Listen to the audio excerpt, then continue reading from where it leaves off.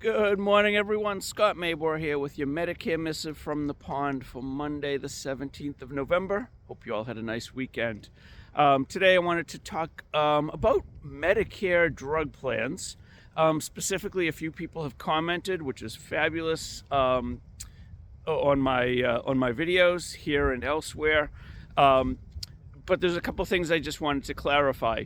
One, drug coverage is required. Since George Bush II, you have to have drug coverage. It has to be creditable coverage.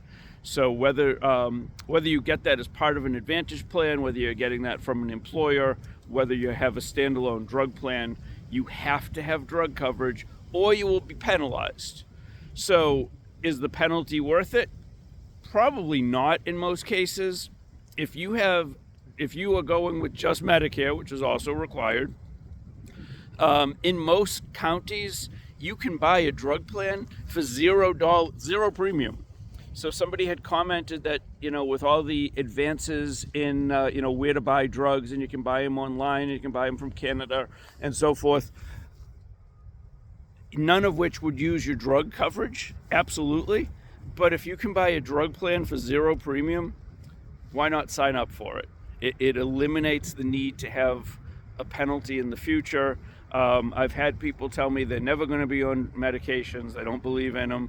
And then something happens and they end up on a medication. One woman had a stroke. So she was on blood thinners, I believe. And hey, she changed her mind. But at that point, she was 75 years old and had 10 years of drug penalties. It's just not worth the aggravation.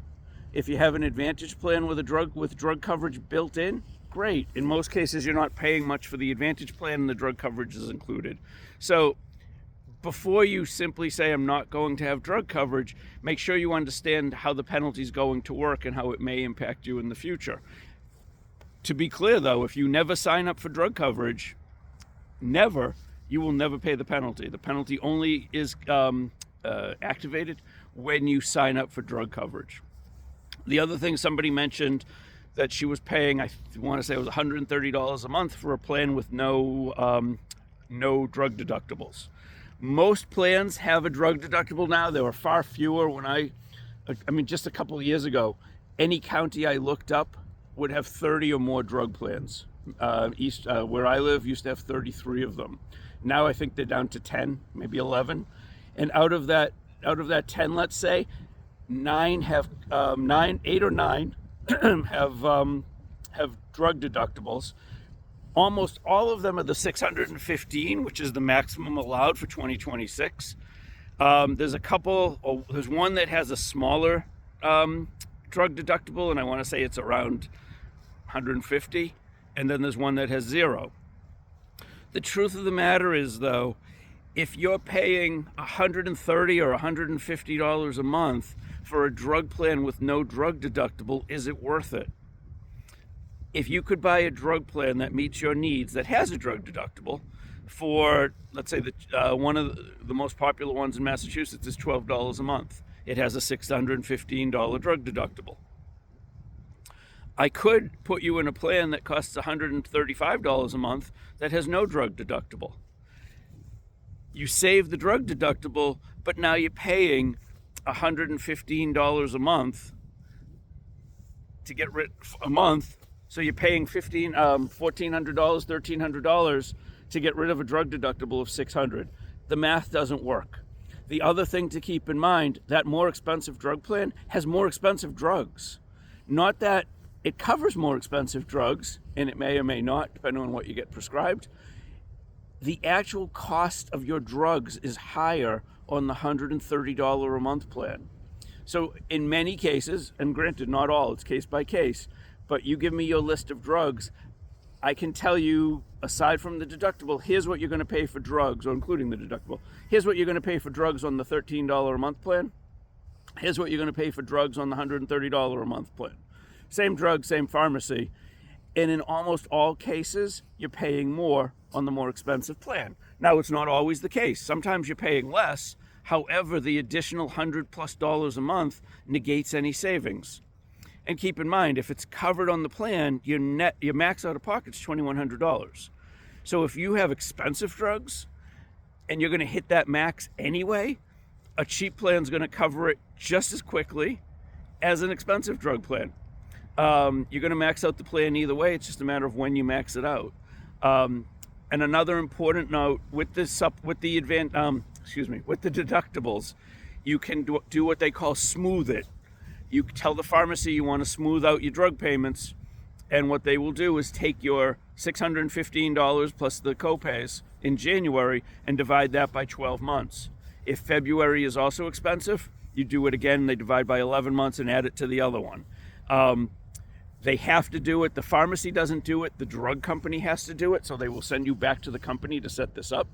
You have to fill out some form. It's guaranteed. They cannot say no. They have to do it. There is no interest. So if you're being hit with a big $615 deductible in January, spread it out. Especially if you have expensive drugs that you're going to max out your plan in June, July, because otherwise you'll have no payments because it's all front loaded. Now you've spread it out. Some people like, I tell everyone they can do this. Some people prefer to just pay, swallow it, pay it, and not have payments for drugs in the latter half of the year. Other people would like steady payments. Totally up to you. They have to do it. So keep that in mind. So one, drug coverage is required or you will be penalized. You can decide if the penalty is worth it or not. It's 1% per month for every month you miss of the national average plan, which is approximately $35 a month. More expensive drug plans are not necessarily better, and sometimes not paying a deductible costs you more. There's my conclusion. Have a great day, everyone. Be well, stay safe. Oh, and one final note. Some guy has been commenting on my posts. He's trying to sell some sort of health insurance plan. If I understand it correctly, it's one of those faith-based health plans. I would run as far as and fast as you can. They are not creditable coverage. You still have to have Medicare. If you want to go with one of those plans, God bless you. But I have nothing to do with them. I had a friend who tried to get me to offer them, and I want nothing to do with them for a variety of reasons. But why he's decided to advertise on my page rather than make his own videos, I don't know. You'd have to ask him. But it's not Medicare. They're not, I don't even know if they work as a supplement, but it's faith-based, and there's a committee that decides how much you get paid.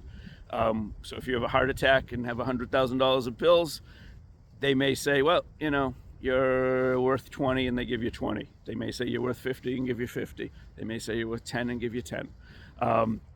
Why he's decided my audience is his, I have no idea, but I'll delete his posts just because I've asked him to stop, and he basically told me no, he can do whatever he wants. So be well. Thanks for watching. Feel free to comment. Love it. And have a great day. Take care.